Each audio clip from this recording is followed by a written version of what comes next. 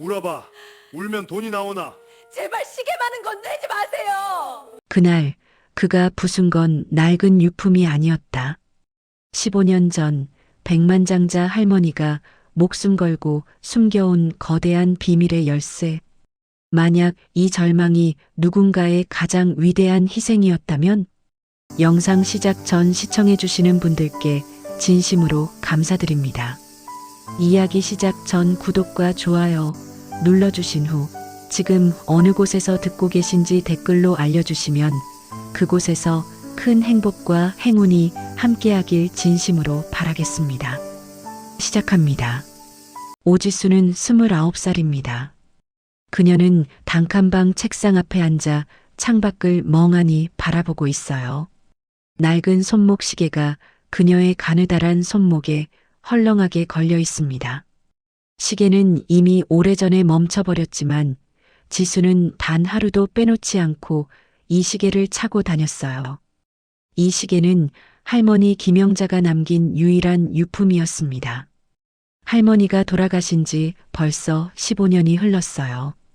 그때 지수는 겨우 14살이었죠. 지수는 시계를 손가락으로 쓰다듬으며 작게 중얼거립니다. 할머니, 오늘 드디어 합격 발표해요. 이번엔 꼭 붙을 것 같아요.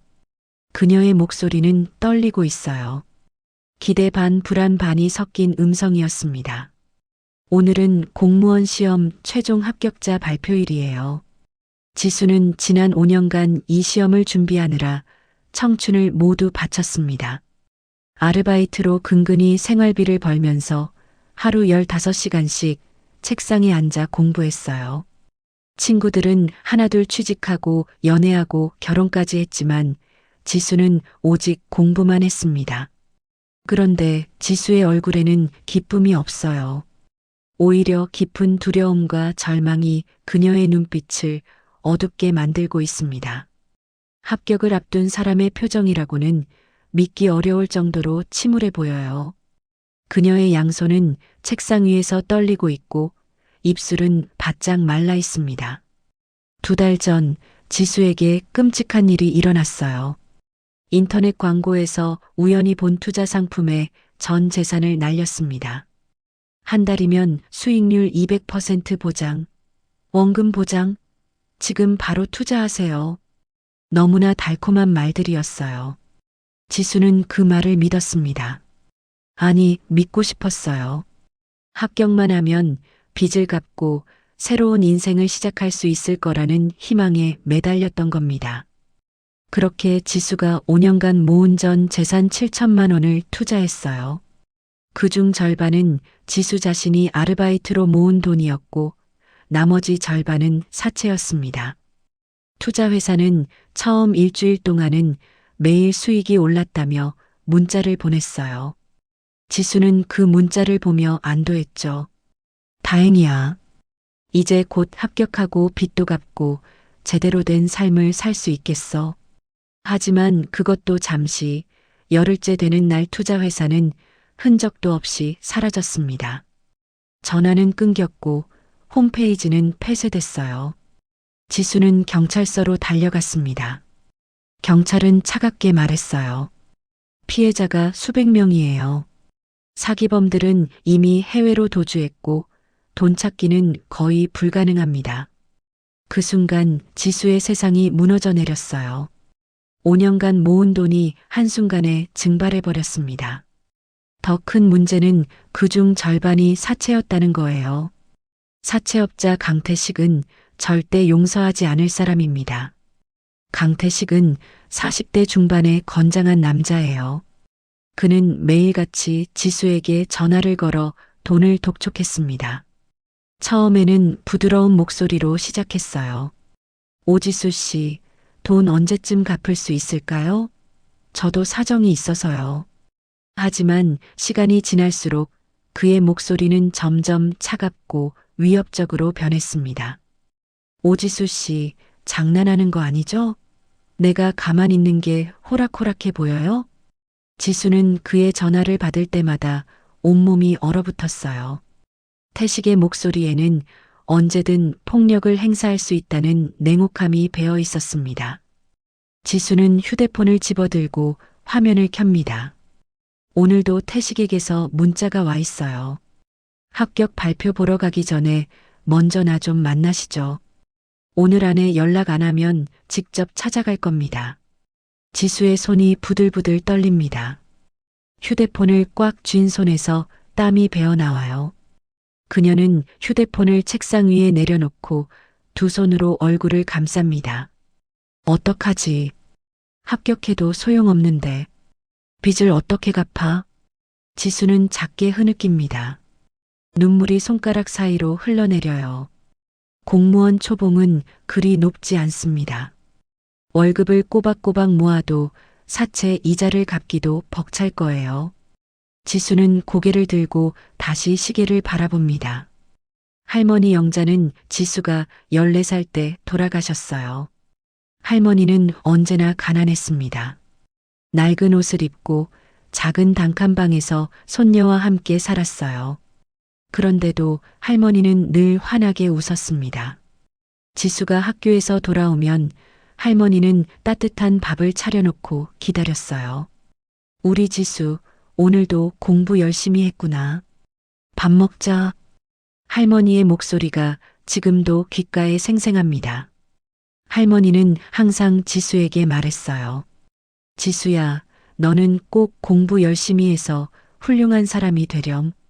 할머니는 못 배워서 평생 가난하게 살았지만 너는 달라야 해. 지수는 할머니의 말을 가슴에 새기며 살았어요. 공부를 열심히 해서 꼭 성공하겠다고 다짐했습니다. 할머니가 돌아가신 후에도 지수는 그 약속을 지키려고 노력했어요. 지수의 엄마는 지수가 5살 때 교통사고로 세상을 떠났습니다.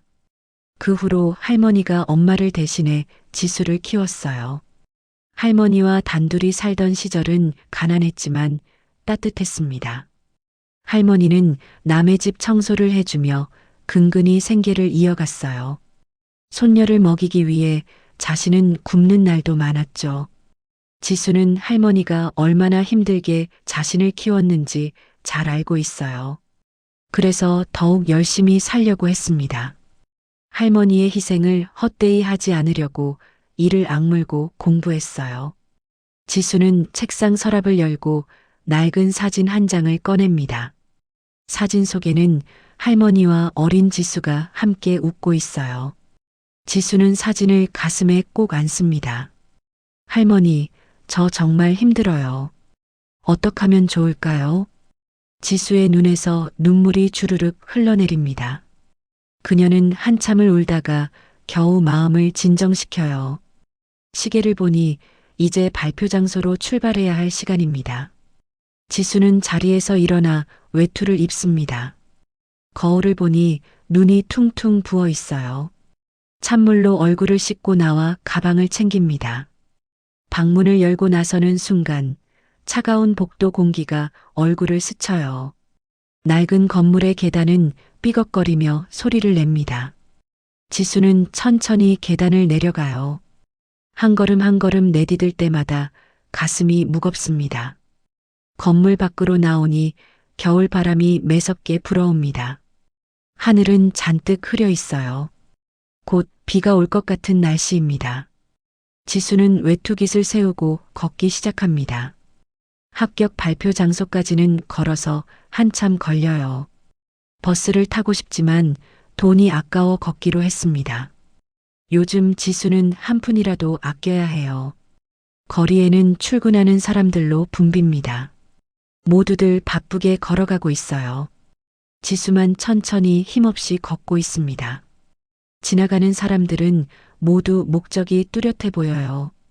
어디론가 가야 할 곳이 있고 해야 할 일이 있는 사람들입니다. 지수는 문득 자신이 세상에서 혼자인 것 같은 느낌이 들어요. 주변이 온통 낯설고 차갑게만 느껴집니다. 한참을 걷다가 공원을 지나갑니다. 벤치에는 노인 몇 분이 앉아 이야기를 나누고 계세요. 지수는 그분들을 보며 할머니가 떠오릅니다. 할머니도 저렇게 공원에서 친구들과 이야기 나누는 걸 좋아하셨어요. 할머니가 살아계셨다면 제가 합격했다고 하면 얼마나 기뻐하셨을까. 지수는 씁쓸하게 웃습니다. 하지만 지금은 기쁨을 느낄 여유가 없어요. 빚에 쫓기는 신세가 되어버렸으니까요. 드디어 합격 발표 장소에 도착합니다. 큰 건물 앞 광장에 사람들이 가득 모여 있어요. 거대한 게시판이 세워져 있고 그 앞에 수십 명의 사람들이 몰려 있습니다. 누군가는 환호성을 지르며 기뻐하고 누군가는 고개를 떨구고 눈물을 흘려요. 지수는 떨리는 발걸음으로 게시판에 다가갑니다. 심장이 미친 듯이 뛰어요. 숨이 가빠지고 손바닥에 땀이 배어납니다. 사람들 사이를 비집고 들어가 게시판을 올려다봅니다. 빼곡하게 적힌 수험 번호들이 눈에 들어와요. 지수는 떨리는 눈으로 자신의 번호를 찾습니다. 있다. 지수의 수험 번호가 게시판에 선명하게 적혀 있어요. 합격입니다. 5년간의 지독한 노력이 드디어 결실을 맺은 순간이에요. 하지만 지수는 기뻐하지 못합니다. 환호성도 나오지 않아요. 눈물조차 나지 않습니다. 그저 멍하니 게시판을 바라볼 뿐이에요. 주변 사람들은 서로 껴안으며 울고 웃습니다. 가족들이 달려와 축하해주는 모습도 보여요. 지수는 그들을 바라보며 씁쓸한 미소를 짓습니다. 나는 왜 기쁘지 않을까? 지수는 중얼거립니다. 합격했는데도 가슴이 답답하고 무겁기만 해요. 머릿속에는 온통 빚 생각뿐입니다. 휴대폰이 주머니에서 진동합니다. 꺼내보니 태식의 전화예요. 지수는 전화를 받지 않고 화면을 꺼버립니다. 하지만 곧 다시 전화가 걸려와요. 태식은 포기하지 않습니다. 지수는 전화를 받지 않고 게시판을 떠납니다. 사람들 사이를 빠져나와 한적한 곳으로 걸어가요. 뒤를 돌아보니 여전히 사람들이 기뻐하며 사진을 찍고 있습니다. 지수는 공원 벤치에 주저앉습니다. 차가운 바람이 얼굴을 스쳐요. 하늘은 더욱 어두워지고 있습니다. 할머니의 시계를 다시 봅니다. 시계는 여전히 멈춰 있어요. 시계 바늘은 특정 시간에서 영원히 멈춰버렸습니다. 할머니, 저 합격했어요. 그런데 전혀 기쁘지가 않아요. 지수는 하늘을 올려다보며 말합니다. 잿빛 구름이 무겁게 드리워져 있어요. 할머니는 저 하늘 어딘가에서 지수를 보고 계실까요? 벤치에서 일어나 다시 걷기 시작합니다. 집으로 돌아가야 해요. 발걸음이 무겁습니다. 집에 가까워질수록 불안감이 커져요. 태식이 기다리고 있을지도 모릅니다. 그는 이미 여러 번 지수의 집 앞에서 기다린 적이 있어요. 단칸방이 있는 건물이 보입니다. 지수는 멈춰서서 주변을 살핍니다. 다행히 태식의 모습은 보이지 않아요. 안도하며 건물 안으로 들어갑니다. 계단을 올라가는데 뒤에서 발소리가 들려요. 지수는 깜짝 놀라 뒤를 돌아봅니다. 아무도 없습니다. 지수는 가슴을 쓸어내리며 다시 계단을 올라가요. 요즘 너무 예민해져서 작은 소리에도 놀라게 됩니다. 방문 앞에 도착합니다. 열쇠를 꺼내 문을 열려고 하는데 뒤에서 낮고 차가운 목소리가 들려와요. 오지수 씨. 지수는 온몸이 얼어붙습니다. 그 목소리를 너무나 잘 알고 있어요. 천천히 뒤를 돌아봅니다. 강태식이 복도 끝에서 걸어오고 있습니다. 그는 검은 점퍼를 입고 무표정한 얼굴로 다가와요. 지수의 심장이 쿵쿵거립니다. 합격했죠? 태식이 비웃듯 말합니다. 지수는 아무 말도 하지 못해요. 목구멍이 막힌 것처럼 숨이 막힙니다. 어떻게 알았어요? 겨우 목소리를 짜내 물어봅니다. 태식은 한 걸음 더 다가와요. 내가 모를 것 같았어요? 오지수 씨 합격 여부쯤이야 알아보는 거 어렵지 않죠? 태식의 목소리는 차갑고 위협적입니다. 지수는 뒷걸음질 치다가 벽에 등이 닿아요. 더 이상 물러설 곳이 없습니다. 들어가서 얘기하죠. 복도에서 떠들 일은 아니잖아요. 태식이 말합니다. 지수는 떨리는 손으로 문을 엽니다. 선택의 여지가 없어요. 태식이 지수를 따라 방 안으로 들어옵니다. 좁은 단칸방에 둘만 남게 됐어요. 지수는 구석으로 물러나 벽에 등을 기댑니다. 태식은 방 안을 천천히 둘러봅니다. 낡은 책상, 작은 침대, 옷가지가 걸린 옷걸이가 전부인 방이에요. 참 볼품없이 사네요, 오지수 씨.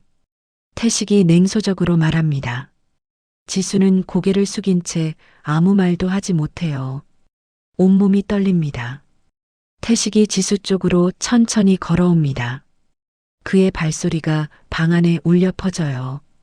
지수는 숨을 죽이고 그를 올려다봅니다. 태식의 눈빛은 차갑고 날카로워요.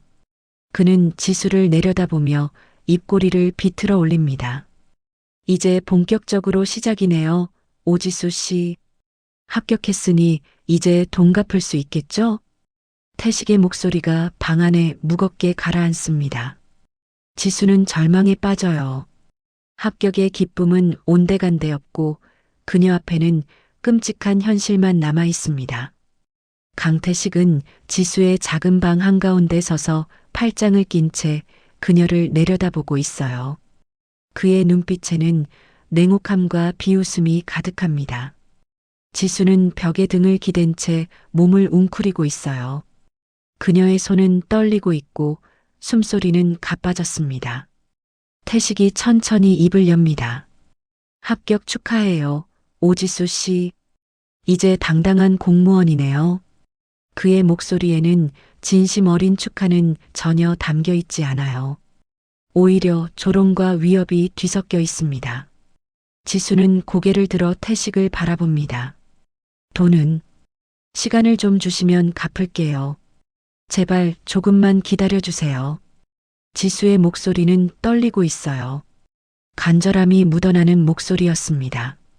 하지만 태식은 코웃음을 칩니다. 시간을 준다고요?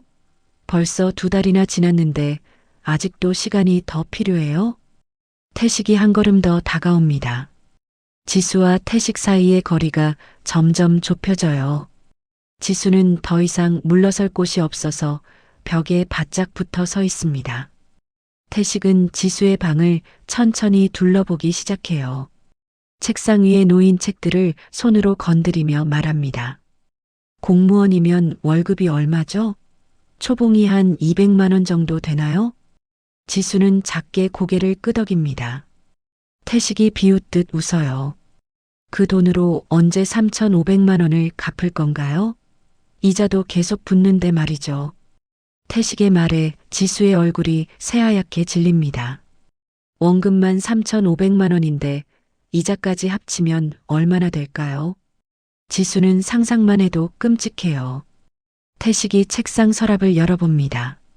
안에는 지수의 개인 물건들이 들어있어요. 낡은 수첩, 볼펜, 그리고 할머니 사진이 보입니다. 태식이 사진을 집어듭니다.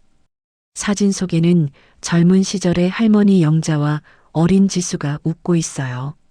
이게 누구예요? 태식이 물어봅니다. 지수는 재빨리 대답해요. 제 할머니예요. 돌려주세요. 지수가 손을 뻗지만 태식은 사진을 높이 들어 올립니다. 지수는 사진을 빼앗으려 했지만 키가 작아서 닿지 않아요. 할머니라. 재산이라도 남기고 가셨으면 좋았을 텐데. 태식이 사진을 보며 말합니다. 지수는 주먹을 꽉 쥡니다. 할머니 이야기는 하지 마세요. 지수가 처음으로 목소리를 높입니다. 태식은 눈썹을 치켜 올리며 지수를 바라봐요. 오, 처음 보는 반응인데요. 할머니가 그렇게 소중해요? 태식이 사진을 다시 서랍에 던져 넣습니다. 사진이 서랍 안에서 덜그럭 소리를 내요. 태식은 다시 방 안을 걸어다니며 말을 이어갑니다. 오지수 씨, 나도 사정이 있어요. 내가 빌려준 돈도 사실 다른 데서 빌린 거예요. 그쪽에서 나한테 돈을 받아내라고 압박하고 있다고요. 태식의 말투가 잠시 부드러워집니다. 하지만 그것도 잠깐, 그는 곧 차가운 표정으로 돌아와요. 그러니까 이제 더 이상 착하게 기다려줄 수 없어요. 알겠어요? 지수는 고개를 끄덕입니다. 하지만 어떻게 해야 할지 막막하기만 해요. 태식이 침대에 걸터 앉습니다. 낡은 침대가 삐걱거리며 소리를 내요. 그는 다리를 꼬고 지수를 바라봅니다. 합격했으니까 이제 월급이 나오겠죠. 월급 받으면 바로 내게 가져와요. 지수가 놀라서 고개를 듭니다. 전부요? 그럼 저는 어떻게 살아요? 태식이 어깨를 으쓱합니다. 그건 내가 알 바 아니죠. 아르바이트라도 더해서 벌어먹든지. 지수는 절망스러운 표정을 짓습니다. 공무원 일을 하면서 아르바이트를 더한다는 건 불가능해요. 몸이 남아나지 않을 겁니다. 태식이 침대에서 일어납니다. 그는 지수 쪽으로 천천히 걸어와요. 지수는 본능적으로 뒤로 물러나려 하지만 이미 벽에 등이 닿아 있습니다. 태식이 지수 바로 앞까지 다가옵니다. 그의 얼굴이 지수의 얼굴에서 불과 몇십 센티미터 떨어진 곳에 있어요. 지수는 숨을 참고 그를 올려다봅니다. 잘 들어요, 오지수 씨. 태식의 목소리가 섬뜩하게 낮아집니다. 합격했다고 해서 내가 자유로워진 줄 알아? 천만의 말씀이야. 오히려 이제부터가 진짜 시작이야. 태식의 눈빛이 더욱 차갑게 변해요. 내가 공무원이 되면 월급이 나오고 신용도 생기겠지. 그럼 대출도 받을 수 있어. 카드도 만들 수 있고. 지수는 태식이 무슨 말을 하려는지 알아차립니다. 온몸에 소름이 돋아요. 나는 내 인생 끝까지 따라다니며 돈을 뜯어낼 거야. 월급만으로는 안 되면 대출 받아서 갚아.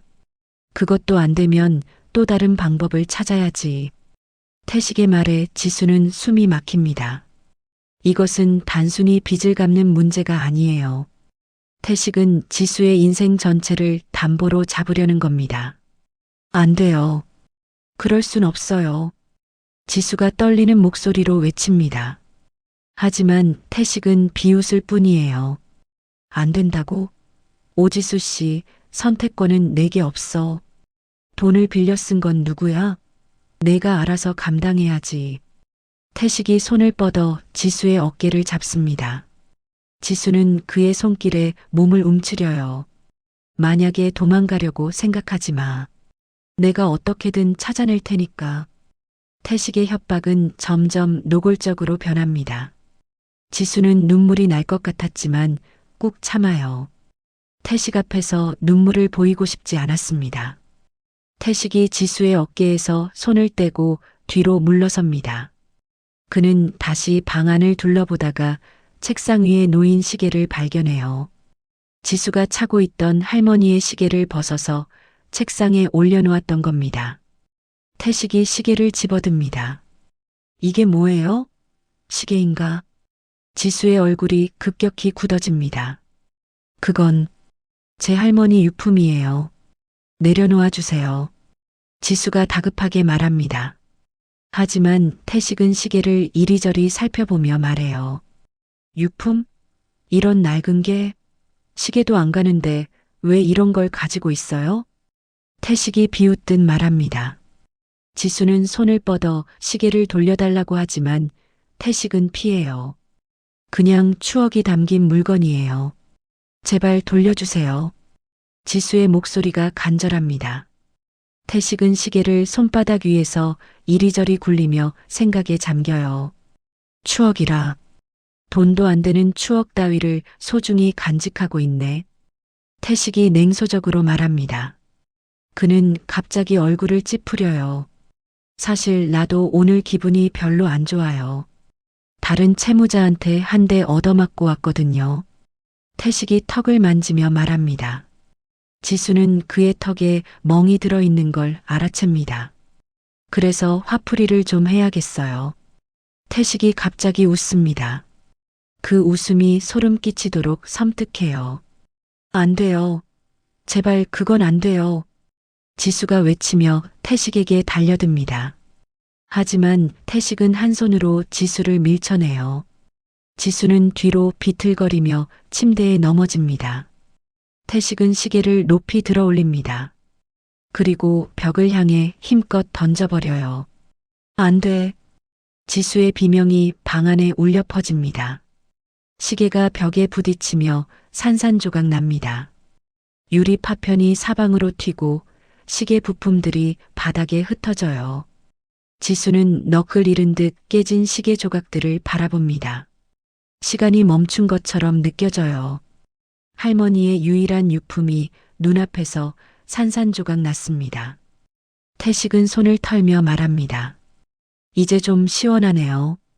쓸데없는 물건 집착하지 말고 돈이나 빨리 갚을 생각해요. 지수는 바닥에 주저앉아 깨진 시계 조각들을 모으기 시작합니다. 손가락이 유리 파편에 베어 피가 나지만 아픈 줄도 모르고 조각들을 모아요. 눈물이 주르륵 흘러내립니다. 할머니, 미안해요. 제가 지키지 못했어요. 지수가 흐느끼며 중얼거립니다. 태식은 그런 지수를 내려다보며 말해요. 일주일 후에 다시 올게요. 그때까지 돈 마련할 방법 생각해 두세요. 태식이 방문을 열고 나갑니다. 문이 쾅 소리를 내며 닫혀요. 지수는 혼자 남아 깨진 시계 조각들을 안고 울고 있습니다. 지수의 손은 피로 얼룩져 있어요. 유리 파편이 손바닥을 베었지만 지수는 신경 쓰지 않습니다. 그저 시계 조각들을 하나하나 주워 담을 뿐이에요. 할머니가 남긴 유일한 것이었는데 지수는 시계 파편들을 두 손으로 감싸 안습니다. 가슴이 미어지는 것 같아요. 할머니와의 마지막 연결고리마저 끊어진 것 같은 느낌입니다. 방 안은 고요합니다. 밖에서는 차 소리, 사람들의 발소리가 들려오지만 지수에게는 아무것도 들리지 않아요. 귀가 먹먹하고 머리가 텅 빈 것 같습니다. 지수는 깨진 시계 조각들을 책상 위에 조심스럽게 올려놓습니다. 작은 유리 파편 하나하나, 시계 톱니바퀴, 바늘 조각들이 흩어져 있어요. 이제는 다시 맞출 수도 없는 조각들입니다. 지수는 책상 앞에 앉아 조각들을 바라봅니다. 눈물이 멈추지 않아요. 오늘 합격 발표를 보고도 울지 않았는데 지금은 눈물이 쏟아져 내립니다. 이제 정말 끝이야. 지수가 중얼거립니다. 합격의 기쁨은 사라지고 할머니의 유품마저 잃었어요. 앞으로 태식의 끈질긴 독촉과 협박을 견뎌야 합니다. 지수는 두 손으로 얼굴을 감쌉니다. 깊은 절망이 그녀를 삼켜버릴 것 같아요. 숨을 쉬는 것조차 힘들어집니다. 창밖을 보니 해가 지고 있어요. 방 안이 점점 어두워집니다. 지수는 불을 켜지 않고 어둠 속에 그대로 앉아 있어요. 시간이 얼마나 흘렀을까요? 밖은 이미 깜깜해졌습니다. 지수는 여전히 책상 앞에 앉아 깨진 시계 조각들을 바라보고 있어요. 손에서 피가 멈췄지만 상처는 쓰라립니다. 지수는 그제야 손을 들어 올려봐요. 손바닥에 작은 유리 조각이 박혀 있습니다. 지수는 조심스럽게 유리 조각을 빼냅니다. 다시 피가 배어 나와요. 하지만 이 정도 상처는 아무것도 아닙니다. 마음의 상처가 훨씬 더 깊고 아파요. 할머니를 잃은 슬픔, 빚에 짓눌린 무게, 미래에 대한 두려움이 지수를 짓누릅니다. 지수는 침대에 누워 천장을 바라봅니다. 천장에는 낡은 얼룩이 가득해요. 지수는 눈을 감습니다. 할머니의 얼굴이 떠오릅니다. 할머니는 항상 웃고 계셨어요. 힘들어도 손녀 앞에서는 웃음을 잃지 않으셨습니다. 할머니는 왜 그렇게 가난하게 사셨을까? 지수는 문득 궁금해집니다. 할머니는 똑똑한 분이었어요. 그런데 왜 평생 남의 집 청소를 하며 살아야 했을까요? 지수는 할머니에 대해 아는 게 별로 없다는 걸 깨닫습니다. 할머니의 젊은 시절, 할머니의 가족, 할머니가 어떻게 살아왔는지 거의 몰라요. 할머니는 과거 이야기를 거의 하지 않으셨습니다. 지수야, 과거는 중요하지 않아. 너의 미래가 중요한 거야. 할머니가 늘 하시던 말씀이 떠오릅니다. 그때는 몰랐지만 지금 생각해보니 할머니는 과거를 숨기고 계셨던 것 같아요. 하지만 이제 할머니도 안 계시고 물어볼 사람도 없습니다. 지수는 깊은 한숨을 내쉬어요. 밖에서 빗방울이 떨어지는 소리가 들려옵니다. 비가 내리기 시작했어요. 빗소리가 창문을 두드립니다. 지수는 다시 일어나 책상으로 갑니다. 깨진 시계 조각들을 작은 상자에 담아요. 비록 산산조각 났지만 버릴 수는 없습니다. 상자를 서랍 깊숙한 곳에 넣습니다. 그리고 서랍을 닫아요.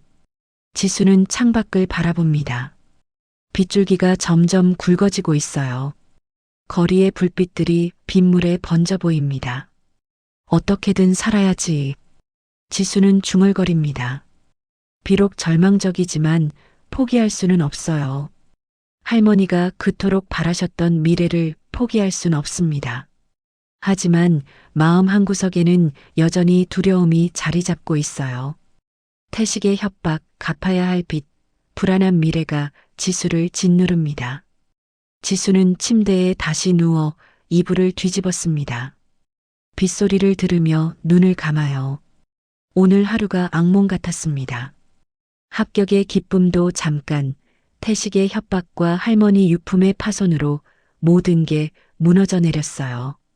지수는 이제 무엇을 해야 할지 막막하기만 합니다. 빗소리가 자장가처럼 들려옵니다. 지수는 천천히 잠에 빠져들어요. 꿈속에서라도 평화를 찾고 싶었습니다. 지수는 눈을 뜹니다. 방 안은 여전히 어둡고 빗소리는 계속 들려와요. 시계를 보려다가 손목이 텅 비어 있다는 걸 깨닫습니다. 할머니의 시계가 없어요. 아니, 깨져버렸죠. 지수는 침대에서 일어나 책상으로 갑니다. 어둠 속에서 손으로 더듬어 전등 스위치를 찾아요. 불을 켜자 방 안이 환해집니다. 시계를 보니 새벽 3시예요. 겨우 몇 시간 잔 것 같습니다. 머리가 지끈거리고 몸이 무거워요. 지수는 책상 서랍을 엽니다. 어제 넣어둔 상자를 꺼내요. 상자 안에는 할머니 시계의 파편들이 담겨 있습니다.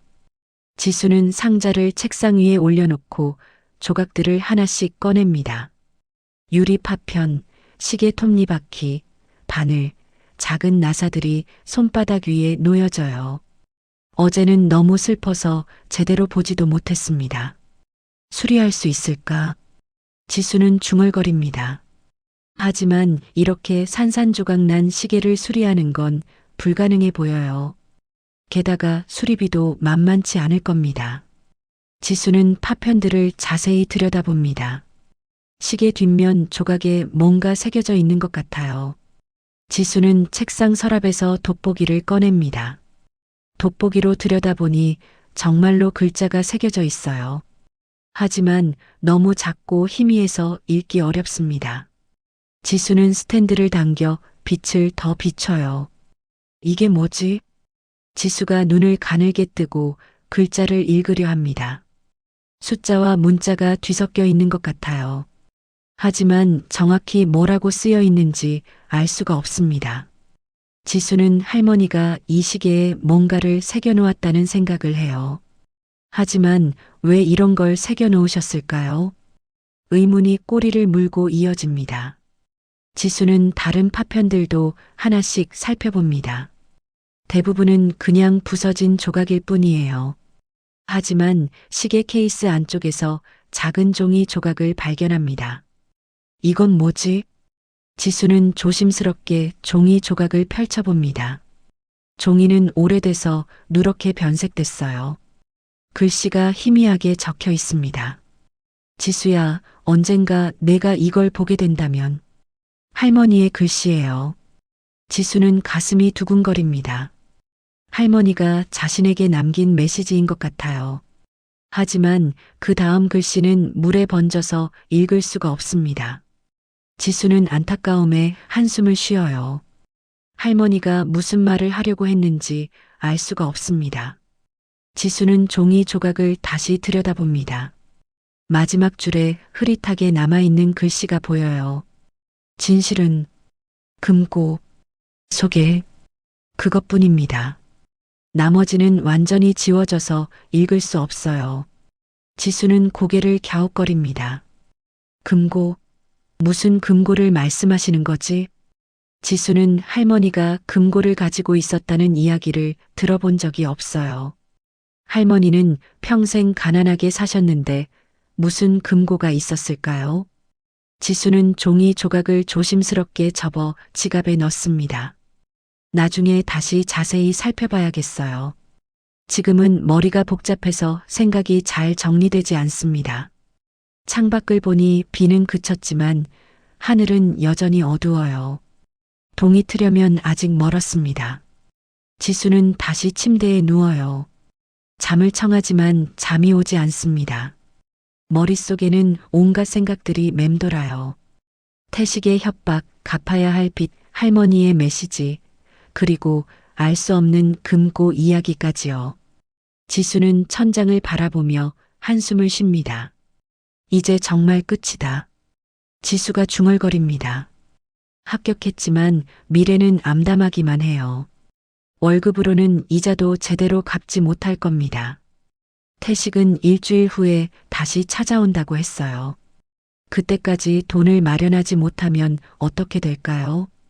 지수는 상상하고 싶지 않습니다. 지수는 눈을 감고 할머니를 떠올립니다. 할머니는 어떤 분이었을까요? 지수가 알고 있던 할머니는 가난하지만 따뜻한 분이었어요. 하지만 시계 속에 숨겨진 메시지를 보니 할머니에게는 지수가 모르는 비밀이 있었던 것 같습니다. 금고라니 도대체 무슨 이야기일까요? 지수는 다시 일어나 책상으로 갑니다. 노트북을 켜고 인터넷을 검색해요. 오래된 금고 찾는 법이라고 검색합니다. 여러 글들이 나와요. 은행 금고, 개인 금고, 비밀 금고 등 다양한 종류가 있습니다. 지수는 하나씩 읽어보지만 뚜렷한 답을 찾지 못해요. 할머니가 돌아가신 지 벌써 15년이나 됐어요. 그동안 지수는 할머니의 물건을 정리하면서 금고 같은 건 본 적이 없습니다. 할머니는 은행 계좌도 거의 없었어요. 혹시 은행 금고일까? 지수는 생각해 봅니다. 하지만 할머니가 은행 금고를 빌릴 정도로 여유가 있었을 것 같지 않아요. 금고 대여료도 만만치 않거든요. 지수는 노트북을 끄고 다시 침대에 눕습니다. 너무 많은 일이 한꺼번에 일어나서 머리가 아파요. 생각을 정리할 필요가 있습니다. 눈을 감고 심호흡을 합니다. 천천히 숨을 들이마시고 내쉬어요. 조금씩 마음이 진정됩니다. 일단 출근 준비부터 해야지. 지수는 중얼거립니다. 합격은 했지만 정식 발령은 한 달 후예요. 그 전까지 오리엔테이션과 교육을 받아야 합니다. 지수는 달력을 봅니다. 오리엔테이션은 일주일 후의 시작이에요. 그 전에 태식이 다시 찾아올 겁니다. 돈을 어떻게 마련하지? 지수는 머리를 쥐어뜯습니다. 마땅한 방법이 없어요. 친구들에게 빌릴 수도 없고 은행 대출도 이미 한도가 찼습니다. 지수는 다시 일어나 옷장을 엽니다. 옷까지 몇 벌이 걸려 있어요. 팔만한 물건이 있나 찾아보지만 별로 없습니다. 노트북도 오래된 거라 중고로 팔아봤자 얼마 안 될 거예요. 핸드폰도 마찬가지입니다. 지수는 가진 게 정말 없다는 걸 새삼 느껴요. 책상 서랍을 다시 열어봅니다. 할머니 사진, 낡은 수첩, 볼펜, 그리고 시계 파편이 든 상자가 전부예요. 지수는 할머니 사진을 꺼내 들여다봅니다. 사진 속 할머니는 환하게 웃고 계세요. 지수도 어린 시절이라 천진난만하게 웃고 있습니다. 그때는 정말 행복했어요. 할머니, 저 정말 어떻게 해야 할까요? 지수가 사진을 보며 말합니다. 대답은 없지만 지수는 계속 말을 이어가요. 합격은 했는데 기쁘지가 않아요. 빚 때문에 미치겠어요. 지수의 눈에 눈물이 고입니다. 할머니 시계도 깨졌어요. 제가 지키지 못했어요. 정말 미안해요. 눈물이 뺨을 타고 흘러내립니다. 지수는 사진을 가슴에 꼭 안아요. 할머니가 계셨다면 저한테 뭐라고 하셨을까요? 지수는 할머니의 목소리를 떠올립니다. 할머니는 분명 이렇게 말씀하셨을 거예요. 지수야, 괜찮아. 다 잘 될 거야. 포기하지 마. 할머니는 항상 긍정적이셨어요. 어떤 어려움이 와도 웃으면서 이겨내셨습니다. 지수도 할머니처럼 강해지고 싶어요. 하지만 지금은 너무 힘듭니다. 감당하기 어려운 무게가 어깨를 짓눌러요. 숨쉬기조차 벅찰 정도입니다. 지수는 사진을 다시 서랍에 넣습니다. 그리고 시계 파편이 든 상자를 다시 꺼내요. 종이 조각에 적힌 글씨를 다시 봅니다. 진실은 금고 속에. 이 말이 계속 머릿속을 맴돕니다. 할머니가 숨기고 싶었던 진실은 뭘까요? 그리고 그 금고는 어디에 있을까요? 지수는 할머니의 과거를 떠올려 봅니다. 할머니는 과거 이야기를 거의 하지 않으셨어요. 어디서 태어났는지, 젊은 시절에 뭘 했는지, 가족은 누가 있었는지 거의 말씀하지 않으셨습니다.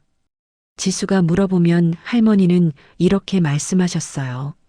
과거는 중요하지 않아. 지금 우리가 함께 있는 게 중요한 거지. 그때는 그냥 할머니가 슬픈 과거가 있으신가 보다 생각했어요. 하지만 지금 생각해보니 뭔가 숨기고 계셨던 것 같습니다. 지수는 노트를 꺼내 적기 시작합니다. 할머니에 대해 알고 있는 것들을 정리해봐요. 김영자, 돌아가실 당시 80살. 직업 가사도우미. 가족 딸 1명, 교통사고로 사망. 재산 거의 없음. 그게 전부예요. 할머니의 인생에 대해 아는 게 거의 없습니다. 할머니의 친구나 친척도 본 적이 없어요. 할머니는 정말 혼자 사셨던 거야? 지수는 의문이 듭니다. 80평생을 살면서 친구 1명 없이 살았을 리가 없어요. 분명 뭔가 숨기신 거라는 생각이 듭니다. 지수는 다시 종이 조각을 봅니다.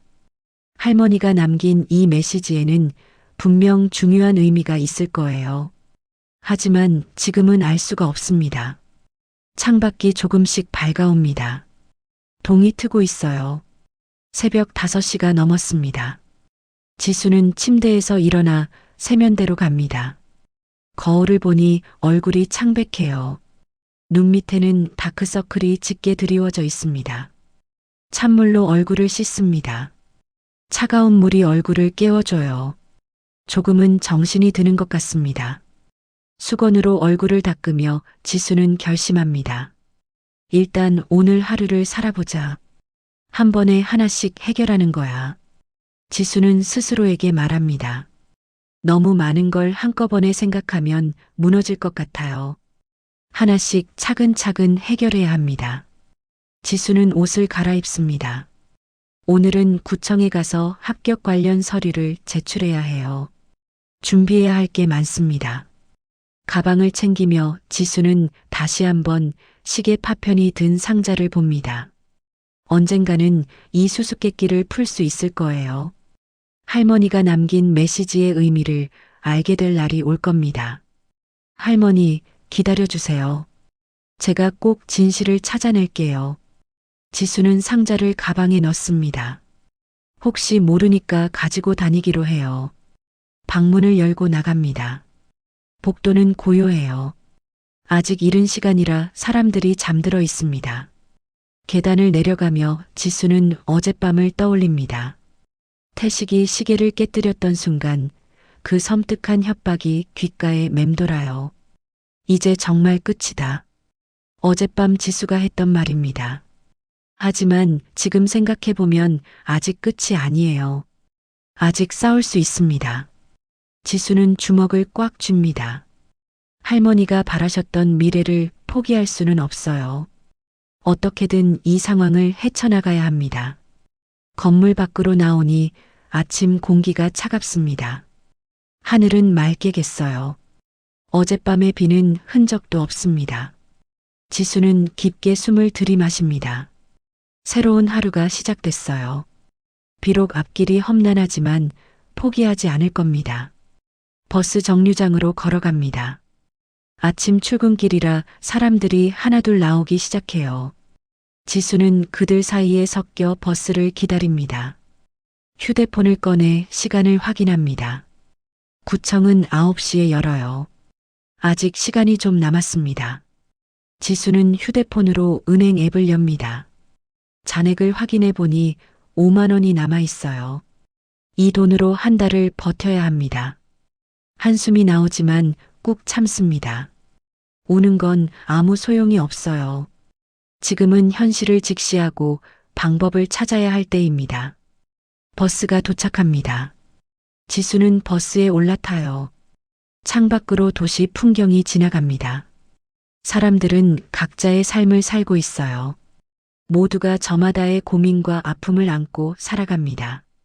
지수만 힘든 게 아니에요. 그래, 나만 힘든 건 아니야. 다들 힘들게 살아가고 있어. 지수는 스스로를 위로합니다. 조금은 마음이 가라앉는 것 같아요. 구청 앞에서 버스에서 내립니다. 큰 건물이 눈앞에 서 있어요. 지수는 건물을 올려다봅니다. 자, 이제 시작이야. 지수는 중얼거리며 건물 안으로 들어갑니다. 새로운 출발이지만 가슴 한편은 여전히 무겁습니다. 태식의 협박, 빚더미, 그리고 할머니의 비밀이 지수를 따라다닙니다. 하지만 지수는 포기하지 않을 거예요. 어떻게든 이 상황을 헤쳐나갈 겁니다. 할머니가 바라셨던 것처럼 훌륭한 사람이 되기 위해서라도요. 일주일이 흘렀습니다. 지수는 구청에서 서류를 제출하고 오리엔테이션 일정을 받았어요. 합격증도 받고 발령 날짜도 확정됐습니다. 하지만 지수의 마음은 전혀 가볍지 않아요. 오늘은 태식이 다시 찾아온다고 한 날입니다. 지수는 아침부터 불안에 떨고 있어요. 방 안에 혼자 앉아 창밖만 바라보고 있습니다. 돈을 마련하지 못했어요. 일주일 동안 이곳저곳 알아봤지만 방법이 없었습니다. 친구들에게 연락해봤지만 다들 사정이 어렵다며 거절했어요. 지수는 휴대폰을 꺼내 은행 앱을 엽니다. 잔액은 여전히 5만 원이에요. 식비를 아껴서 쓰느라 일주일 내내 라면만 먹었습니다. 휴대폰이 울립니다. 태식의 전화예요. 지수는 떨리는 손으로 전화를 받습니다. 여보세요. 지수의 목소리가 떨려요. 태식의 차가운 목소리가 들려옵니다. 오지수 씨, 오늘이 무슨 날인지 알죠? 지금 집에 있어요? 네, 있어요. 지수가 작게 대답합니다. 태식이 말을 이어가요. 좋아요. 1시간 후에 갈게요. 돈 준비해놔요. 전화가 끊깁니다. 지수는 휴대폰을 내려놓고 두 손으로 얼굴을 감쌉니다. 1시간 후면 태식이 올 거예요. 어떡하지? 지수는 중얼거립니다. 돈이 없는데 어떻게 하죠? 태식이 화를 내면 어떻게 될까요? 지수는 가방을 챙깁니다. 도망쳐야 할까요? 하지만 어디로 가야 할지 모르겠어요. 방문을 열고 복도로 나갑니다. 계단을 내려가려는데 건물 입구에서 태식이 들어오는 게 보여요. 지수는 깜짝 놀라 계단 그늘에 숨습니다. 1시간 후라고 했는데 벌써 왔어? 지수는 가슴이 두근거립니다. 태식은 천천히 계단을 올라오고 있어요. 지수는 숨을 죽이고 지켜봅니다. 태식이 지수의 방 앞에 도착합니다. 문을 두드리는 소리가 들려요. 오지수 씨 나왔어요. 태식의 목소리가 복도에 울려 퍼집니다. 대답이 없자 태식은 계속 문을 두드려요. 집에 있다며? 문 열어요. 태식의 목소리가 점점 커집니다. 지수는 계단 뒤에서 몸을 더욱 웅크려요. 태식은 한참 문을 두드리다가 화가 난 듯 발로 문을 찹니다. 도망갔나? 정말 끝까지 날 화나게 만드네. 태식이 중얼거리며 계단을 내려갑니다. 지수는 태식이 건물 밖으로 나가는 걸 확인하고 안도의 한숨을 쉬어요. 하지만 이제 어떻게 하죠? 방으로 돌아갈 수도 없어요. 태식이 언제 다시 올지 모릅니다. 지수는 건물 뒷문으로 빠져나갑니다. 골목길을 따라 빠르게 걸어가요. 뒤를 자꾸 돌아보게 됩니다. 한참을 걷다가 공원에 도착합니다. 벤치에 주저앉아 숨을 고르죠. 심장이 미친 듯이 뛰고 있어요. 이렇게 도망만 다닐 순 없는데. 지수는 머리를 감싸줍니다. 태식은 포기하지 않을 거예요. 계속 찾아다닐 겁니다. 휴대폰이 다시 울립니다. 태식의 전화예요. 지수는 전화를 받지 않습니다. 곧 문자가 옵니다. 오지수 씨, 도망가봤자 소용없어요. 어디 있든 찾아낼 겁니다. 오늘 안에 연락 안 하면 후회하게 될 거예요. 지수는 휴대폰을 꺼버립니다. 더 이상 태식의 협박을 듣고 싶지 않아요. 공원 벤치에 앉아 하늘을 올려다봅니다. 구름이 천천히 흘러가요. 세상은 평화로워 보이는데 지수만 지옥에 있는 것 같습니다. 합격했는데 왜 이렇게 불행하지? 지수는 중얼거립니다. 5년간 열심히 공부해서 합격했는데 기쁨은커녕 도망만 다니고 있어요. 이게 무슨 삶인가 싶습니다.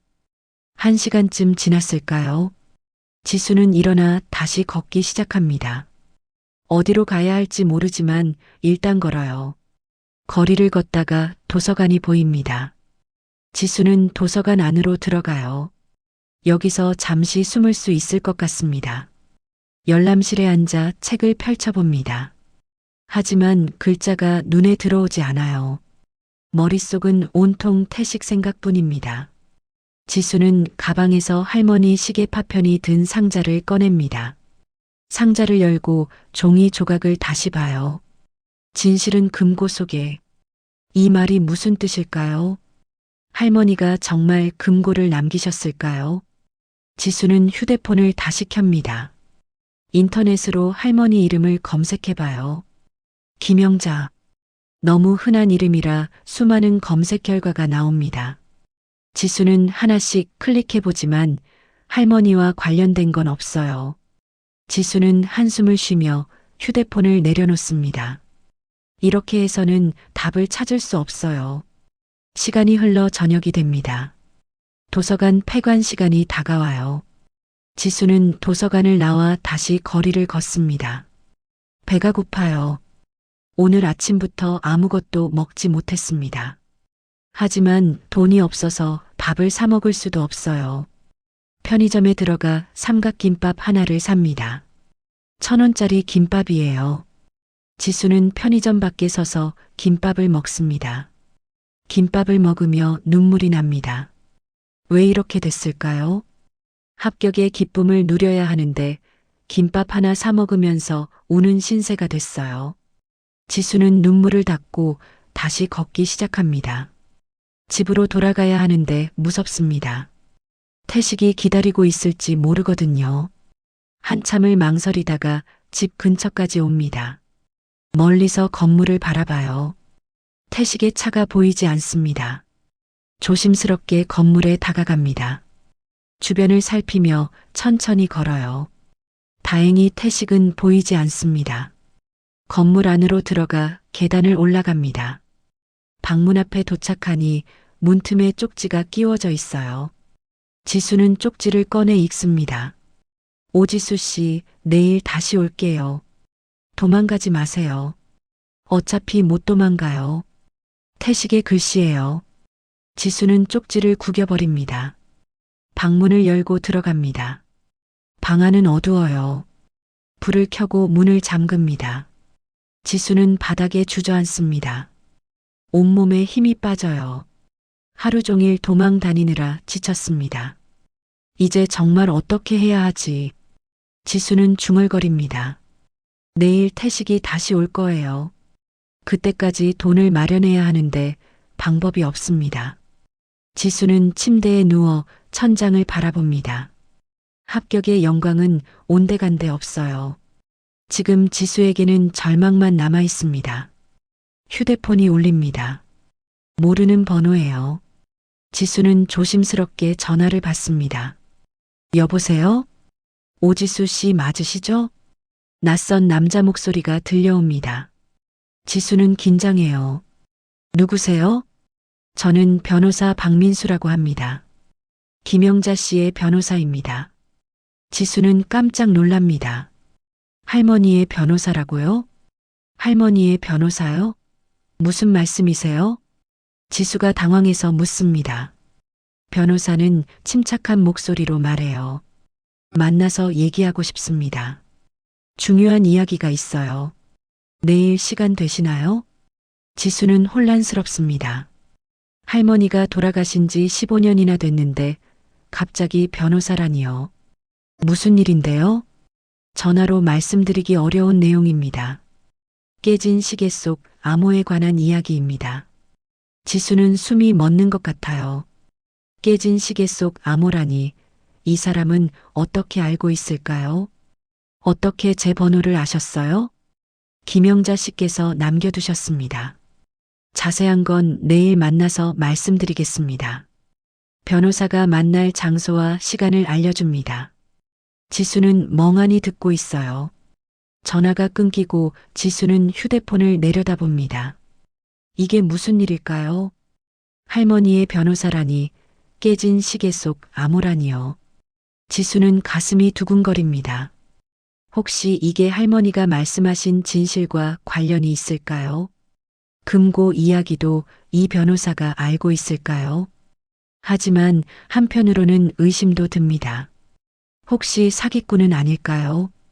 요즘 투자 사기에 당한 경험이 있어서 더욱 조심스럽습니다. 내일 만나봐야겠어. 지수는 결심합니다. 어차피 잃을 게 없어요. 혹시라도 할머니의 비밀을 알 수 있다면 만나볼 가치가 있습니다. 지수는 다시 시계 파편이 든 상자를 꺼냅니다. 종이 조각을 펼쳐 다시 읽어봐요. 진실은 금고 속에. 내일이면 이 수수께끼가 풀릴까요? 지수는 기대 반 불안 반으로 밤을 보냅니다. 다음 날 아침 지수는 일찍 일어났습니다. 어젯밤 제대로 잠을 이루지 못했어요. 변호사와의 만남이 계속 머릿속을 맴돌았습니다. 지수는 거울을 봅니다. 얼굴이 창백하고 눈 밑에 다크서클이 짙어요. 찬물로 얼굴을 씻고 옷을 갈아입습니다. 변호사가 알려준 장소는 시내 한복판에 있는 카페예요. 지수는 가방을 챙기고 방을 나섭니다. 계단을 내려가며 주변을 살펴요. 태식이 나타날까봐 조심스럽습니다. 다행히 아직 이른 시간이라 아무도 없어요. 지수는 재빨리 건물을 빠져나갑니다. 버스를 타고 시내로 향합니다. 창밖 풍경을 보며 지수는 생각에 잠겨요. 변호사가 정말 할머니와 관련이 있는 사람일까요? 약속 장소인 카페에 도착합니다. 조용하고 깔끔한 카페예요. 지수는 안으로 들어가 주변을 둘러봅니다. 구석자리에 정장을 입은 중년 남자가 앉아 있어요. 그는 지수를 보더니 손을 들어 인사합니다. 지수는 그쪽으로 걸어가요. 오지수 씨 맞으시죠? 남자가 일어나 악수를 청합니다. 지수는 조심스럽게 악수를 받아요. 네, 맞습니다. 변호사님이시죠? 네, 박민수 변호사입니다. 앉으세요. 둘은 마주 앉습니다. 변호사는 50대 정도로 보여요. 인상이 온화하고 차분합니다. 커피 드릴까요? 변호사가 물어봅니다. 지수는 고개를 끄덕여요. 아메리카노 한 잔 주세요. 변호사가 직원을 불러 커피를 주문합니다. 잠시 침묵이 흐르고 커피가 나옵니다. 지수는 커피를 한 모금 마시며 변호사를 바라봅니다. 변호사도 지수를 조용히 관찰하고 있어요. 어떻게 저를 찾으셨어요? 지수가 먼저 입을 엽니다. 변호사는 가방에서 서류 봉투를 꺼내요. 김영자 씨께서 15년 전에 제게 맡기신 겁니다. 손녀 오지수가 29이 되는 해 특정 조건이 충족되면 연락하라고요. 지수는 눈을 크게 뜹니다. 특정 조건이요? 네, 오지수 씨가 공무원 시험에 합격하고 동시에 심각한 금전적 위기에 처했을 때라고 하셨습니다. 지수는 소름이 돋습니다. 할머니가 어떻게 이런 일을 예측하셨을까요? 그게 무슨 말이에요? 할머니가 어떻게... 변호사는 손을 들어 지수를 진정시킵니다. 저도 처음에는 이상하게 생각했습니다. 하지만 영자 씨는 확신에 차 있었어요. 손녀가 반드시 공무원이 될 거라고, 그리고 그 과정에서 큰 어려움을 겪을 거라고요. 지수는 말문이 막힙니다. 할머니가 미래를 내다보셨던 걸까요? 변호사가 서류 봉투에서 편지 한 통을 꺼냅니다. 이건 영자 씨가 직접 쓰신 편지입니다. 지수 씨께 드리라고 하셨어요. 지수는 떨리는 손으로 편지를 받습니다. 봉투에는 할머니의 글씨로 지수에게라고 적혀 있어요. 지수는 눈물이 날 것 같았지만 꾹 참습니다. 지금 읽어도 될까요? 물론입니다. 지수는 봉투를 뜯고 편지를 꺼냅니다. 할머니의 글씨가 눈에 들어와요. 지수는 천천히 읽기 시작합니다. 사랑하는 우리 지수에게 이 편지를 읽고 있다면 내가 어려움에 처했다는 뜻이겠지. 할머니는 너무 미안하구나. 할머니가 진실을 숨기고 살아서 내게 짐을 남긴 것 같아. 하지만 알아야 할 때가 왔어. 시계 속 암호를 기억하렴. 그게 모든 것의 열쇠란다. 진실은 금고 속에 있어. 변호사님이 도와주실 거야. 할머니는 항상 너를 사랑했단다. 편지는 거기서 끝났습니다. 지수는 편지를 읽고 또 읽어요. 눈물이 글자를 흐리게 만듭니다. 할머니. 지수가 작게 중얼거립니다. 변호사는 조용히 기다려줘요. 지수는 눈물을 닦고 변호사를 봅니다. 시계 속 암호가 뭔가요? 제가 시계를 깨뜨렸는데. 지수가 다급하게 말합니다. 변호사는 고개를 끄덕여요. 알고 있습니다. 시계가 깨진 것도 영자 씨가 예상하신 일입니다. 예상하셨다고요? 네, 영자 씨는 말씀하셨어요. 지수가 가장 힘들 때 시계가 깨질 거라고요. 지수는 입을 다물지 못합니다. 정말 할머니는 모든 걸 알고 계셨던 걸까요? 그래서 깨진 시계 조각들도 중요합니다. 혹시 가지고 계신가요? 지수는 가방에서 상자를 꺼냅니다. 상자를 열고 시계 파편들을 보여줘요. 변호사는 파편들을 자세히 들여다봅니다.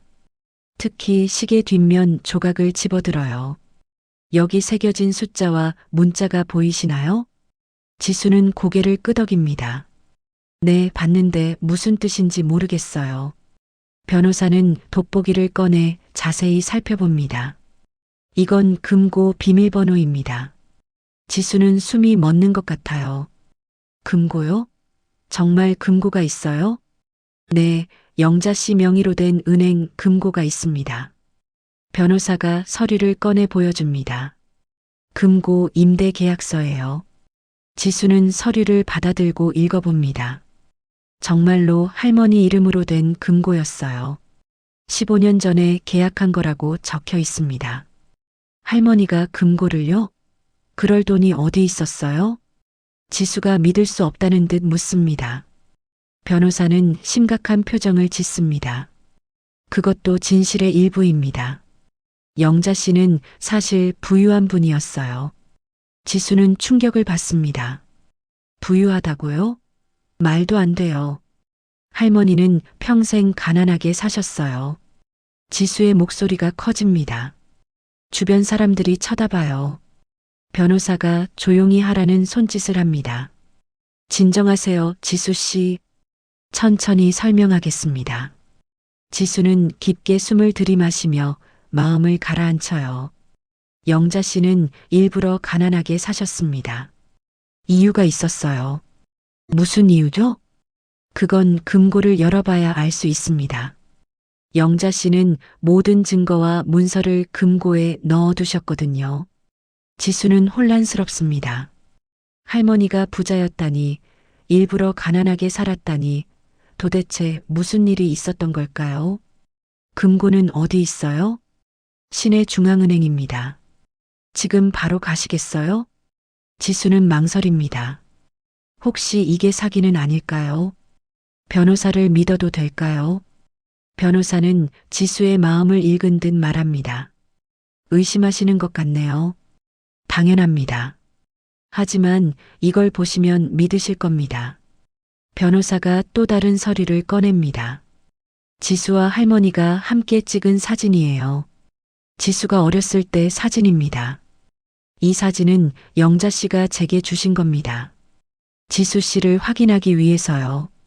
지수는 사진을 받아 들여다봅니다. 정말로 자신과 할머니가 찍은 사진이에요. 이 사진은 지수만 가지고 있다고 생각했는데 할머니가 복사본을 남기셨던 겁니다. 알겠어요. 금고를 보러 가겠어요. 지수가 결심합니다. 변호사는 고개를 끄덕이며 일어납니다. 제 차로 모셔다 드리겠습니다. 둘은 카페를 나와 주차장으로 갑니다. 변호사의 차는 깔끔한 검은색 세단이에요. 지수는 조수석에 탑니다. 차가 출발합니다. 시내를 달리며 지수는 창밖을 바라봐요. 마음이 복잡합니다. 변호사가 운전하며 말합니다. 각오하세요. 금고 안에 있는 내용이 충격적일 수 있습니다. 지수는 변호사를 봅니다. 어떤 내용인데요? 영자 씨의 과거와 관련된 일입니다. 그리고 지수 씨 어머니의 죽음과도 관련이 있어요. 지수는 온몸이 얼어붙습니다. 엄마요? 엄마는 교통사고로 돌아가셨어요. 변호사는 침묵합니다. 그 침묵이 무언가를 말해주고 있어요. 지수는 불안해집니다. 설마 교통사고가 아니었나요? 금고를 열어보면 알게 됩니다. 변호사의 대답이 지수를 더욱 불안하게 만듭니다. 지수는 주먹을 꽉 쥐어요. 차는 중앙은행 앞에 도착합니다. 큰 건물이 우뚝 서 있어요. 둘은 차에서 내려 은행 안으로 들어갑니다. 변호사가 직원에게 금고 열람을 신청합니다. 직원은 서류를 확인하고 지수의 신분증을 요구해요. 지수는 신분증을 내밉니다. 잠시만 기다려주세요. 직원이 안으로 들어갑니다. 지수는 대기실 의자에 앉아 기다려요.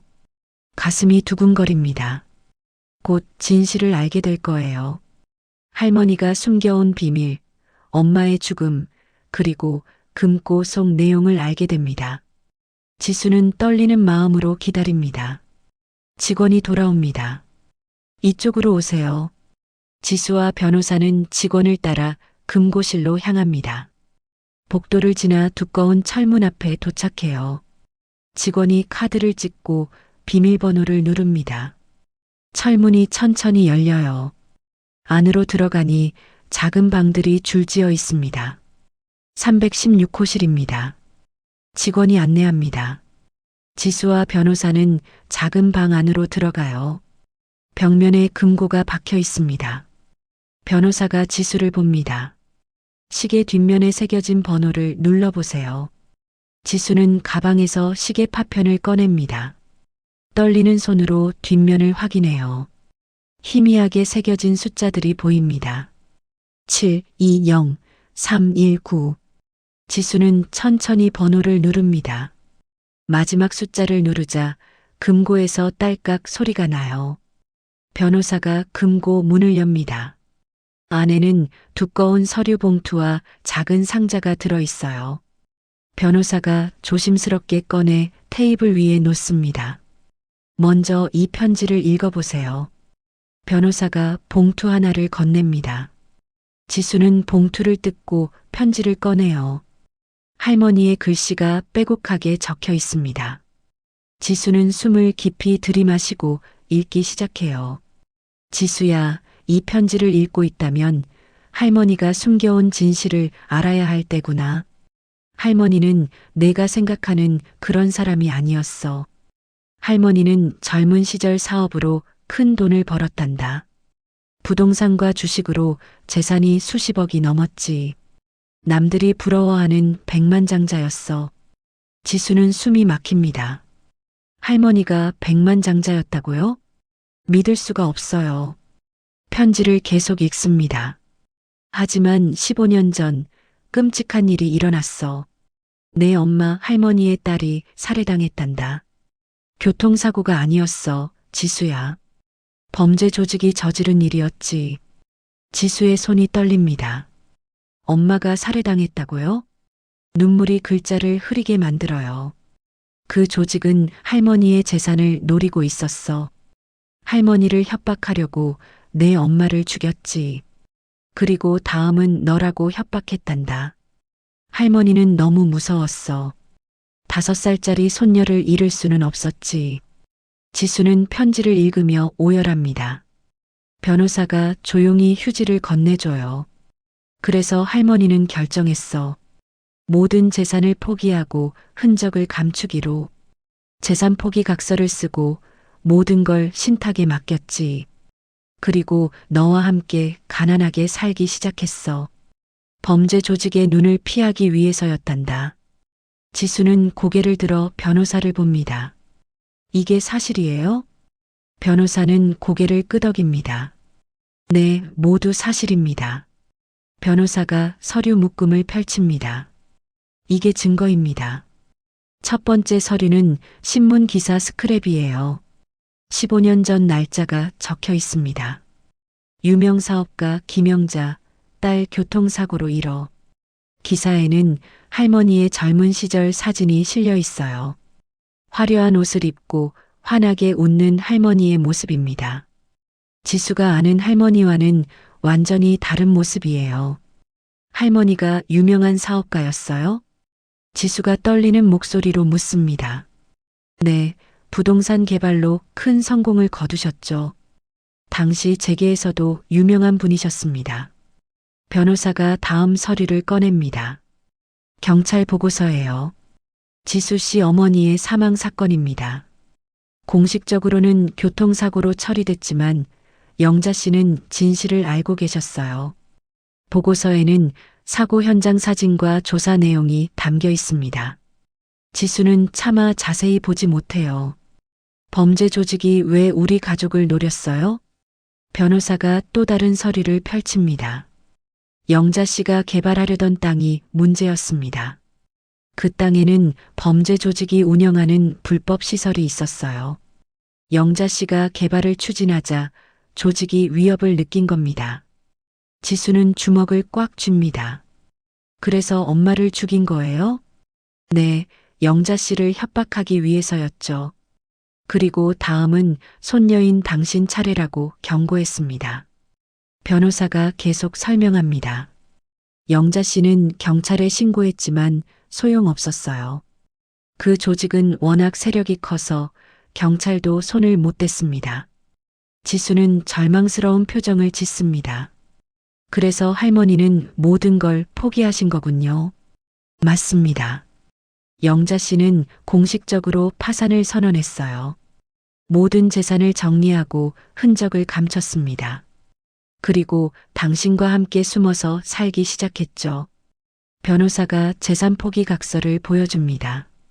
할머니의 서명이 선명하게 남아 있어요. 하지만 진짜 재산은 숨겨두셨습니다. 변호사가 다른 서류를 꺼냅니다. 신탁 증서예요. 영자 씨는 모든 재산을 비밀 신탁으로 전환했습니다. 손녀 오지수가 29이 되고 특정 조건을 만족하면 상속되도록요. 지수는 서류를 받아들고 읽어봅니다. 눈을 의심할 만큼 큰 금액이 적혀 있어요. 이게 다 제 거예요? 네, 영자 씨가 남기신 유산입니다. 부동산, 주식, 예금을 합쳐 약 50억 원 정도 됩니다. 지수는 어지러워집니다. 50억이라니 상상도 못할 금액이에요. 그럼 할머니는 왜 가난하게 사셨어요? 이 돈으로 편하게 사실 수 있었잖아요. 당신을 지키기 위해서였습니다. 범죄 조직이 눈치채지 못하도록요. 영자 씨는 완전히 다른 사람처럼 살았습니다. 지수는 눈물을 흘립니다. 할머니가 자신을 위해 그렇게 큰 희생을 하셨다니요. 범죄 조직은 지금도 있어요? 변호사가 고개를 끄덕입니다. 일부는 체포됐지만 핵심 인물들은 여전히 활동 중입니다. 그래서 조심해야 해요. 지수는 불안해집니다. 그럼 저도 위험한 거예요? 가능성은 있습니다. 하지만 영자 씨가 남긴 증거가 있어요. 이걸 경찰에 제출하면 조직을 무너뜨릴 수 있습니다. 변호사가 두꺼운 파일을 꺼냅니다. 이게 영자 씨가 15년 동안 모은 증거입니다. 범죄 조직의 불법 활동 기록, 뇌물 수수 증거, 살인 청부 내역까지 모두 담겨 있어요. 지수는 파일을 받아 넘겨봅니다. 빼곡하게 적힌 문서들이 보여요. 할머니가 이 모든 걸 혼자 모으셨어요? 네, 영자 씨는 언젠가 정의가 실현되기를 바라셨습니다. 그리고 손녀인 당신이 그 일을 해주길 원하셨어요. 지수는 숨이 막힙니다. 할머니가 남긴 숙제가 너무 무거워요. 저한테 이렇게 큰 일을 맡기시다니. 영자 씨는 당신을 믿으셨습니다. 공무원이 되어 정의를 실현할 수 있는 사람이 될 거라고요. 지수는 편지를 다시 펼칩니다. 마지막 부분을 읽어요. 지수야, 할머니가 너무 무거운 짐을 남긴 것 같아 미안하구나. 하지만 너라면 할 수 있을 거야. 내 엄마의 억울한 죽음을 밝히고 범죄 조직을 무너뜨려줘. 그게 할머니의 마지막 소원이란다. 할머니는 항상 너를 믿고 사랑한단다. 행복하게 살아라, 우리 지수야. 지수는 편지를 가슴에 꼭 안습니다. 눈물이 멈추지 않아요. 할머니의 희생, 엄마의 억울한 죽음, 그리고 15년간 숨겨진 진실이 한꺼번에 쏟아져 나왔습니다. 지수는 감정이 북받쳐 울음을 터뜨려요.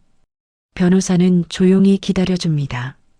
한참을 울고 나서 지수는 눈물을 닦아요. 저 어떻게 해야 하죠? 변호사가 지수의 손을 잡습니다. 천천히 결정하세요. 서두를 필요 없습니다. 지수는 고개를 끄덕입니다. 하지만 마음속으로는 이미 결심했어요. 할머니의 뜻을 이어야 합니다. 엄마의 억울함을 풀어드려야 해요. 그리고 범죄 조직을 반드시 무너뜨려야 합니다. 지수는 금고실 의자에 앉아 한참을 멍하니 있었습니다. 변호사는 조용히 옆에서 기다려줘요. 지수의 머릿속은 복잡하기만 합니다. 할머니가 백만장자였다는 사실, 엄마가 살해당했다는 진실, 그리고 자신에게 남겨진 거액의 유산까지 모든 게 믿기지 않아요. 변호사님, 지수가 떨리는 목소리로 말합니다. 이 돈을 제가 정말 받을 수 있는 건가요? 변호사는 고개를 끄덕입니다. 물론입니다. 모든 법적 절차는 이미 완료됐어요. 영자 씨가 15년 전에 철저하게 준비해 두셨습니다. 변호사가 또 다른 서류를 꺼냅니다. 이게 신탁해지 서류입니다. 여기 서명만 하시면 재산이 당신 명의로 넘어갑니다. 지수는 서류를 받아들고 읽어봅니다. 부동산 목록, 주식 내역, 예금, 계좌 정보가 빼곡하게 적혀 있어요. 이 부동산들은 어디 있어요? 서울과 경기도 일대입니다. 모두 가치가 높은 땅들이에요. 영자 씨가 신중하게 선택하신 곳들이죠. 지수는 숨이 막힙니다. 아직도 실감이 나지 않아요. 변호사가 작은 상자를 꺼냅니다. 이것도 영자 씨가 남기신 겁니다. 상자를 열자 낡은 사진들과 일기장이 들어 있어요. 지수는 사진들을 하나씩 꺼내봅니다. 젊은 시절 할머니의 모습이에요. 화려한 드레스를 입고 파티에 참석한 사진, 사무실에서 회의하는 사진, 엄마를 안고 웃는 사진들입니다. 지수가 본 적 없는 할머니의 모습이에요. 할머니가 이렇게 화려하게 사셨다니. 지수가 중얼거립니다. 일기장을 펼칩니다. 할머니의 글씨로 빼곡하게 적혀 있어요. 마지막 장을 펼치니 15년 전 날짜가 적혀 있습니다. 오늘 내 딸이 세상을 떠났다. 범죄 조직이 저지른 일이다. 너무 분하고 슬프다. 하지만 나는 지수를 지켜야 한다. 모든 걸 버리고 숨어야 한다. 지수야, 미안하다. 할머니가 너를 가난하게 키울 수밖에 없구나. 지수는 일기를 읽으며 눈물을 흘립니다. 할머니의 아픔과 희생이 글 속에 고스란히 담겨 있어요. 변호사가 물 한 잔을 건넵니다. 천천히 보세요. 시간은 충분합니다. 지수는 물을 마시고 마음을 진정시켜요. 그리고 다시 서류들을 살펴봅니다. 변호사님, 이 증거들을 경찰에 제출하면 범죄 조직을 잡을 수 있나요? 가능성은 높습니다. 영자 씨가 모은 증거는 매우 구체적이거든요. 조직의 핵심 인물들을 모두 밝힐 수 있어요. 지수는 증거 파일을 넘겨봅니다. 뇌물수수 내역, 불법 거래 기록, 살인 청부 녹취록까지 있어요. 할머니가 얼마나 오랫동안 준비하셨는지 알 수 있습니다. 할머니는 정말 대단한 분이셨네요. 지수가 감탄하며 말합니다. 영자 씨는 끝까지 포기하지 않으셨어요.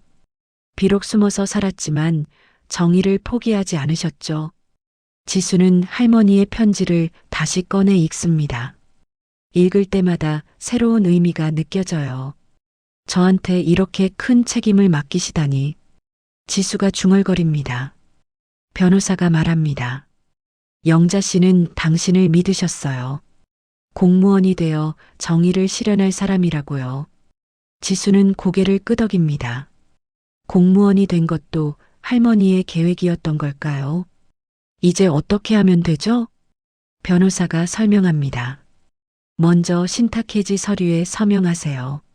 그러면 재산이 당신 명의로 넘어갑니다. 그 다음 증거를 검찰에 제출할지 결정하시면 돼요. 지수는 펜을 들고 서류를 봅니다. 서명란에 자신의 이름을 적으려다가 멈춥니다. 잠깐만요. 지수가 말합니다. 제가 이 돈을 받으면 범죄 조직이 알게 되지 않을까요? 변호사가 고개를 끄덕입니다. 가능성은 있습니다. 하지만 영자 씨가 그것도 대비해 두셨어요. 변호사가 또 다른 서류를 꺼냅니다. 이건 신원보호 프로그램입니다. 재산 상속 사실을 비밀로 유지할 수 있어요. 지수는 서류를 읽어봅니다. 법적으로 신원을 보호받을 수 있다고 적혀 있어요. 그럼 안전하겠네요? 완전히 안전하다고는 할 수 없지만 최선의 방법입니다. 지수는 깊게 숨을 들이마십니다. 그리고 결심합니다. 서명할게요. 지수는 떨리는 손으로 서명합니다. 자신의 이름을 적는 순간 모든 게 현실이 되는 것 같아요. 변호사가 서류를 챙깁니다. 축하합니다, 지수 씨. 이제 당신은 영자 씨의 유산을 정식으로 상속받으셨어요. 지수는 실감이 나지 않습니다. 아침까지만 해도 5만 원밖에 없던 자신이 이제 50억의 주인이 됐어요. 빚부터 갚아야겠어요. 지수가 말합니다. 사채 말씀이시죠? 내일 바로 처리하겠습니다. 지수는 안도의 한숨을 쉽니다. 태식의 협박에서 드디어 벗어날 수 있어요. 하지만 기쁨보다는 복잡한 감정이 앞섭니다. 할머니가 이렇게 큰 희생을 하셨다는 게 너무 가슴 아파요. 할머니. 지수는 사진을 보며 중얼거립니다. 젊은 시절 할머니는 정말 당당하고 아름다웠어요. 그런 할머니가 모든 걸 버리고 가난하게 살아야 했다니요. 지수는 더 이상 참지 못하고 울음을 터뜨립니다. 책상에 엎드려 소리내어 울어요. 변호사는 조용히 지수의 등을 두드려 줍니다. 다 울어내세요. 참을 필요 없어요. 지수는 한참을 웁니다. 할머니에 대한 그리움, 엄마에 대한 슬픔, 그리고 15년간 숨겨진 진실에 대한 충격이 한꺼번에 쏟아져 나와요. 울다가 지친 지수는 고개를 듭니다. 눈이 퉁퉁 부었어요. 저 정말 할 수 있을까요? 할머니가 원하시는 대로요. 변호사가 지수의 손을 잡습니다. 할 수 있습니다. 영자 씨가 당신을 믿으신 것처럼 저도 믿어요. 지수는 고개를 끄덕입니다. 할머니의 뜻을 저버릴 수 없어요. 증거를 검찰에 제출하겠습니다. 지수가 단호하게 말합니다. 좋은 결정입니다. 제가 도와드리겠습니다. 둘은 금고실을 나와 은행 밖으로 나갑니다. 밖은 여전히 밝고 평화로워요. 변호사의 차에 탑니다. 집까지 모셔다 드릴게요. 차가 출발합니다. 지수는 창밖을 보며 생각에 잠겨요. 이제 모든 게 달라질 거예요. 빚에서 벗어나고 범죄 조직을 무너뜨리고 할머니와 엄마의 억울함을 풀어드릴 수 있어요. 하지만 마음 한편은 여전히 무겁습니다. 할머니가 그토록 가난하게 살아야 했던 이유를 이제야 알게 됐어요. 변호사님, 할머니는 정말 행복하셨을까요? 변호사가 잠시 생각하더니 대답합니다. 행복하셨을 거예요. 당신과 함께 있어서요. 영자 씨에게는 돈보다 손녀가 더 소중했습니다. 지수는 눈물을 닦습니다. 할머니의 사랑이 얼마나 컸는지 이제야 깨닫습니다. 차는 지수의 집 앞에 도착합니다. 내일 연락드리겠습니다. 오늘은 푹 쉬세요. 지수는 차에서 내립니다. 감사합니다, 변호사님. 변호사의 차가 떠나고 지수는 건물을 올려다봅니다. 낡은 단칸방이지만 이제는 달라 보여요. 계단을 올라가 방에 들어갑니다. 방 안은 여전히 좁고 낡았어요. 지수는 책상 서랍을 열고 할머니 사진을 꺼냅니다. 사진 속 할머니를 바라보며 말합니다. 할머니, 이제 알았어요. 할머니가 얼마나 저를 사랑하셨는지요. 약속할게요. 할머니와 엄마의 억울함을 꼭 풀어드릴게요. 지수는 사진을 가슴에 안습니다. 눈물이 다시 흘러내려요. 하지만 이번 눈물은 슬픔만이 아니에요.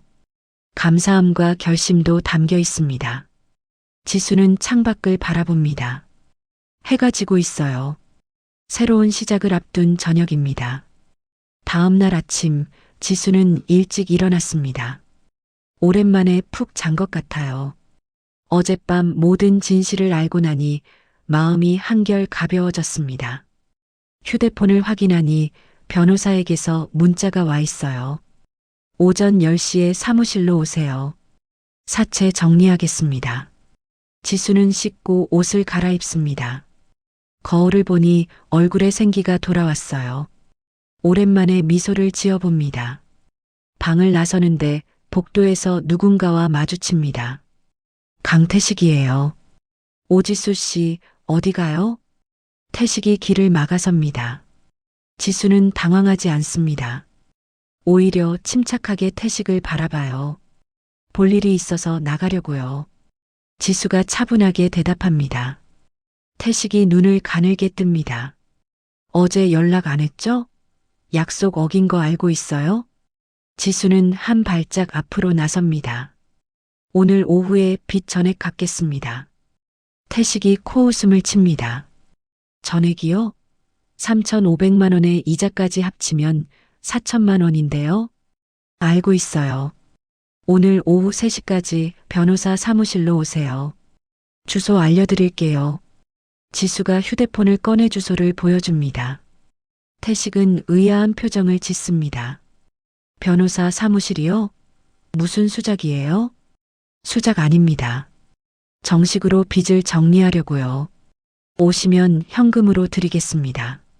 태식은 잠시 망설이다가 고개를 끄덕입니다. 좋아요. 오후 3시까지 안 오면 어떻게 되는지 알죠? 꼭 오세요. 지수가 단호하게 말하고 태식 옆을 지나갑니다. 태식은 지수의 달라진 모습에 당황한 듯 멍하니 서 있어요. 지수는 건물을 나와 변호사 사무실로 향합니다. 시내에 있는 큰 빌딩이에요. 엘리베이터를 타고 12층에 도착합니다. 변호사 사무실 문을 열고 들어갑니다. 넓고 깔끔한 사무실이에요. 어서 오세요, 지수 씨. 박 변호사가 반갑게 맞아줍니다. 좋은 아침입니다, 변호사님. 지수가 인사합니다. 둘은 회의실로 들어갑니다. 책상 위에 서류들이 정리돼 있어요. 먼저 이 서류에 서명하세요.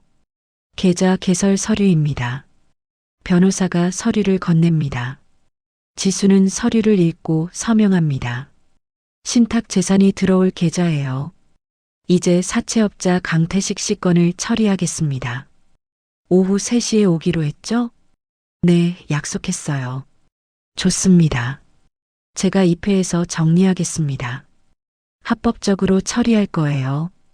변호사가 또 다른 서류를 꺼냅니다. 그리고 이건 검찰 고발장입니다. 범죄 조직에 대한 증거를 제출하려면 이 서류가 필요해요. 지수는 고발장을 받아 읽어봅니다. 할머니가 모은 증거들이 첨부 목록에 나열돼 있어요. 언제 제출하면 되나요? 내일 검찰청에 함께 가시죠. 제가 동행하겠습니다. 지수는 고개를 끄덕입니다. 드디어 할머니의 뜻을 실현할 수 있어요. 오후가 되자 지수와 변호사는 회의실에서 기다립니다. 3시가 되자 사무실 문이 열려요. 강태식이 들어옵니다. 그는 주변을 둘러보며 경계하는 눈빛이에요. 어서 오세요. 변호사가 인사합니다. 저는 박민수 변호사입니다. 앉으세요. 태식은 의자에 앉으며 지수를 쳐다봅니다. 돈 준비했어요? 변호사가 서류를 펼칩니다. 먼저 채권 금액을 확인하겠습니다. 원금 3,500만 원, 이자 500만 원, 총 4천만 원 맞죠? 태식이 고개를 끄덕입니다. 맞아요. 변호사가 계산기를 두드립니다. 그런데 법정 최고 이자율을 적용하면 이자는 200만 원입니다. 500만 원은 불법 고리대금이에요. 태식의 얼굴이 굳어집니다. 뭐라고요? 법정 이자율은 연 20%입니다. 그 이상은 불법이에요. 강태식 씨는 불법 고리대금업을 한 겁니다. 변호사가 냉정하게 말합니다. 태식은 당황한 표정을 짓습니다. 그래도 계약서가 있잖아요. 불법 계약은 무효입니다. 오지수 씨는 원금과 합법적 이자만 갚으면 돼요. 변호사가 수표를 꺼냅니다. 원금 3,500만 원과 법정 이자 200만 원, 총 3,700만 원입니다. 여기 있습니다. 수표를 태식 앞에 내밉니다. 태식은 수표를 보며 입을 다물지 못해요. 그리고 이 채무 완제 확인서에 서명하세요. 변호사가 서류를 내밉니다. 태식은 어쩔 수 없이 서명합니다.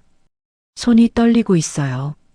이제 오지수 씨와 강태식 씨의 채권 채무 관계는 완전히 청산됐습니다. 변호사가 선언합니다.